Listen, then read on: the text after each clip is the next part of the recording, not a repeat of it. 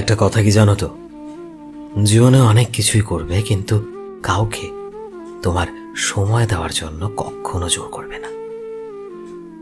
তোমার জন্য একটু সময় বার করুক, তোমায় ভালোবাসুক। কারণ কি বলতো, যে মানুষটা আসলেই তোমায় সম্মান করবে, তোমায় ভালোবাসবে, তাকে বারংবার গুরুত্ব বোঝাতে হয় না, তার কাছে সময়ের আবদার করতে হয় না।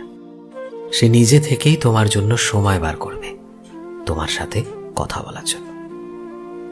এই দুনিয়াতে কোনো মানুষই এতটা ব্যস্ত নয় যার কাছে তার পছন্দের মানুষের সাথে কথা বলার সামান্য 2 মিনিট থাকে না।